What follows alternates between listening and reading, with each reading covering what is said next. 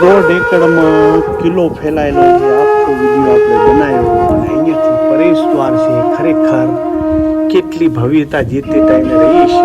આ મોટો કોઠો છે અને કોઠાના કાંગરે મામાદેવ અને મા ખોડિયાર બેઠા છે. ભગવાન જાણે કાંઈક તો ઇતિહાસ અહીંયા હશે જ.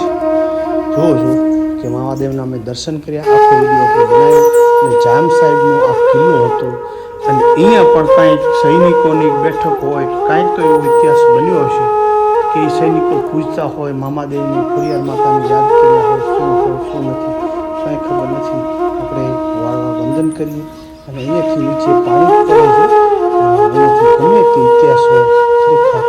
અને આ હજી પણ આ કિલ્લો ટીપ ટોપ કન્ડિશનમાં હે. ઉપર લાકડા અને જે એની બનાવટ ચારે બાજુ હવા ઉડ્યા છે. અત્યારે પણ ઠંડી જેને કહેવાય ખરેખર એસી જેવી હવા આવી રહી છે અને અહીંયાથી બારે જવાનું બાખોરું છે. ખરેખર જે પર્પઝથી બનાવ્યું હોય ઉપરથી કાંઈ માલ નાખવા માટે જવા માટે બીજે ક્યાંય નથી, એક જ અહીંયા છે.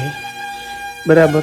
અહીંયા કોઈ ખાનગી વસ્તુ રાખતા હોય, બેઠક હોય, દારૂગાનો, તોપ, બંદૂક, તલવાર કે સિક્રેટ વસ્તુ કંઈ એના ચોપડા, દસ્તાવેજ.